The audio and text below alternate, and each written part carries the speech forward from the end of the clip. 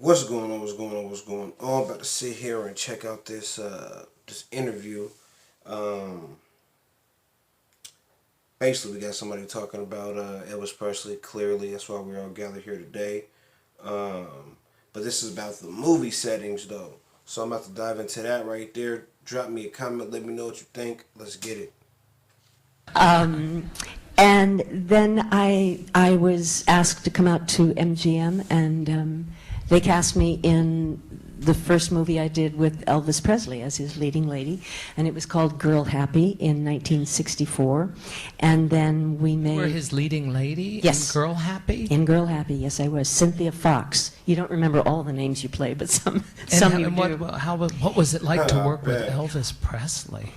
It was absolutely fabulous. It was an extraordinary experience.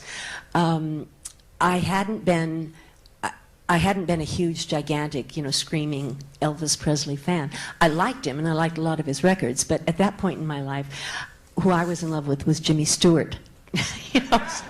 I had sort of somewhat a different sensibility, I guess. Mm-hmm. So, but I was cast in this movie, and I knew, and it was a sweet movie. It was a nice, it was an Elvis Presley movie, but it was one of his better ones, I have to say. It's the first day of shooting. I'm on the set, and best way I can describe it is you just, something was happening, and I didn't know what it was, and everybody kind of stopped, and I looked over, and from that end of the soundstage, it was Elvis, and he was walking in. He wasn't doing anything. He was walking in. And the presence that this man had, you couldn't talk, nobody did anything. You just sort of stopped and watched him. And I remember thinking, oh my God, it's Elvis Presley. I'm never going to be able to even open my mouth around him. All my years of, oh, Jimmy Stewart's for me. This man was just so, he was beautiful, and but just a charisma that was just amazing. I'm happy to say, very happy to say, we became, you know how you meet certain people sometimes and you say hello and the other person says hello and it's just a click, you feel like you've known each other forever. Yeah, it's always amazing and interesting when that happens.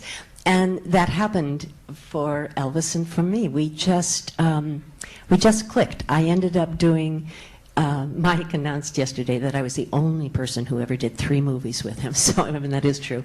And we just had a fabulous time. People usually ask me, so was there a romance? Usually the first question I'm asked is, what was Elvis like? And then the second question is, what was it like to kiss Elvis? And then the third question is usually, okay, did you have a romance with him? Well, no, I didn't. I had actually just become married, not to Mike, to my first husband, about 6 days before we started the movie. So but what it was, I think, for Elvis was that because every woman around him, I'm telling you, it was just like radar. They would just go flying for him. And he got it that I really liked him at the beginning, and we ended up truly loving each other. But there was no romantic involvement, and I think he didn't have that almost at any time in his life. And I think it was very refreshing for him, and I think allowed him to relax in a way that he probably wasn't able to when the flirtatious thing was going on. But I loved him. He was charming. I miss him to this day, always will miss him. And he was that Southern gentleman that we all loved and thought of, and I just ache for what happened with him. It should never have happened, and he was being another victim of show business, really. I yes, guess. yes, he was. I mean, he made a lot of choices that were bad choices, but it came out of. I always say he was a boy, 19 years old, from Tupelo, Mississippi, and the second movie that I made with him, we did in 1966, and we were shooting out at MGM. And MGM, they've seen everybody. You know, they've seen Clark Gable, just mention a star, and they were always there. They don't care about anybody. They usually are just looking at their watch. When is it time to go home? Okay, so I'm at the commissary one day having lunch, and my back is to the door. And this is at sort of the lowest point of Elvis's career, because the Beatles had arrived and the Beatles had swept everything. And but we were still doing this movie. Anyway, the MGM commissary was a gigantic gigantic room. And I was having lunch with somebody, and I was facing her this way, and the door of the commissary was in back of me. And then all of a sudden, it was that same, something was happening, you know, and I didn't know what it was. And then I swear to you, nobody believes me, but this is the truth. This is what happened. Everybody in the commissary started to get up, and and I thought, what in the world? And they were just rushing, and I turned around, and you know how when you're trying to look through a glass door, you're outside, the sun is out, and you have to do this to see in? Well, it was Elvis, and he was looking in, and he was seeing in, and all of the people at the MGM commissary, were running to the door to get to him, and you saw him, you know, just see them, and then he just disappeared. So I've always thought, here he was, at the lowest point of his career. He's been taken over by the Beatles, et cetera, and this commissary, which had to have, I don't know, 700 people in it, went racing after him. What was it like to be a 19-year-old boy from Tupelo, Mississippi, and have that happen only 10 times more, 100 times more? He almost, I hate to say it, but almost didn't stand a chance to survive that. It was such an unreal, out-of-world experience, and I don't think anybody can understand it unless it happens to them, you know. I mean, I saw it, but it's just hard to imagine. But I loved him, and I still love him, and I miss him every day. Elvis. Elvis. Everybody always asks about Elvis, yes. He was a wonderful man. I truly loved him. We had a lovely relationship because I did 3 movies with him. It spread out over a number of years.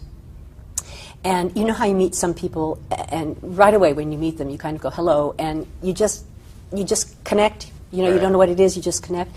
And that happened for the two of us. It was odd.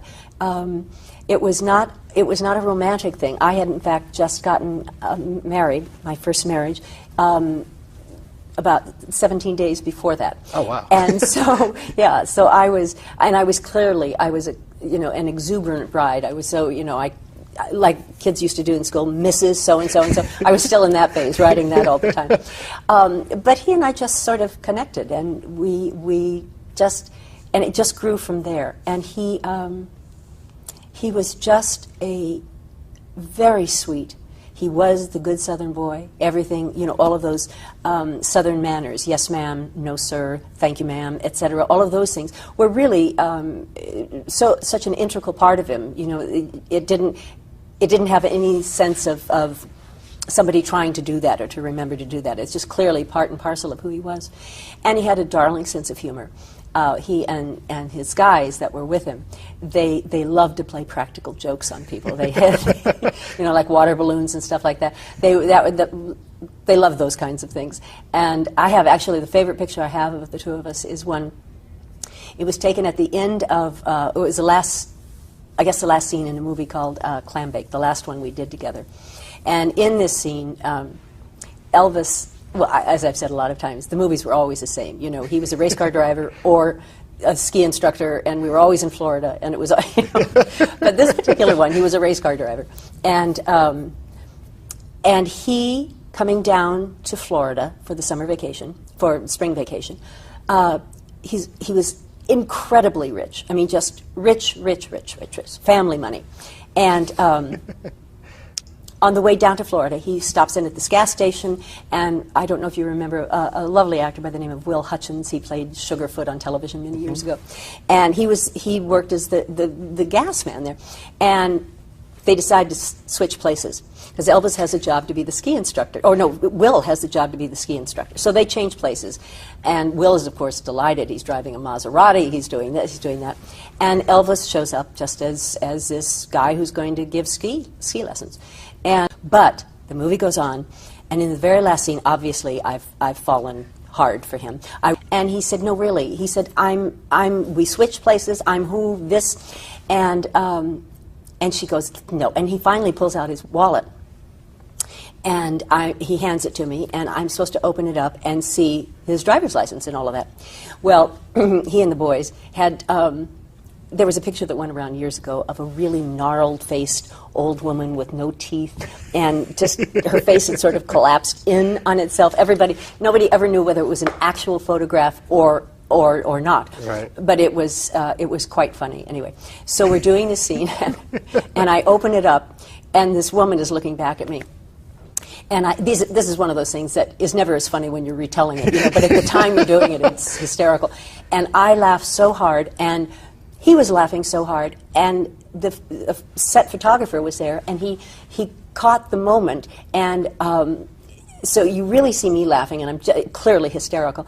And they catch him. He's just kind of going to hit the steering wheel because he's laughing so hard. So he's almost a tiny bit out of focus, just a little bit, but he's laughing so hard. It's just clearly a really, just a sweet moment. And it's one of my favorite pictures.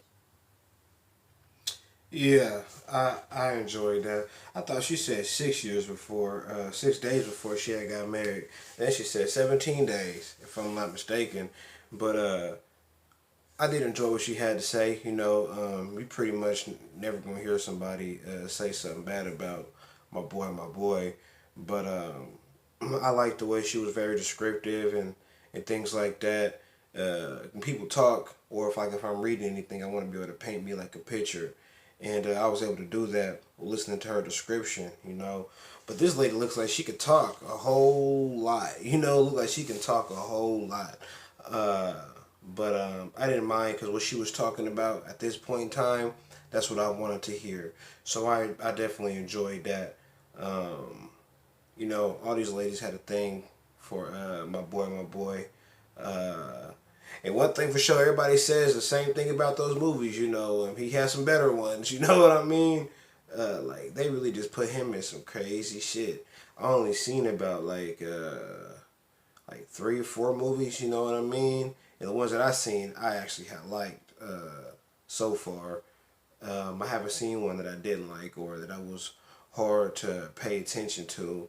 I haven't run across those yet.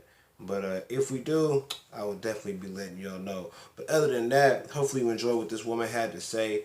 I'm going to go look her up and see what she was looking like back in the day, most definitely. Looked like she aged pretty decent, though. Looked like she aged pretty decent. But she had nothing but good things to say, which is awesome. How could you not? I'm pretty sure, Elvis always try to leave a good taste in somebody's mouth. If you don't like that, man, it's probably some personal bullshit. But like I say, drop me a comment. Let me know what you think.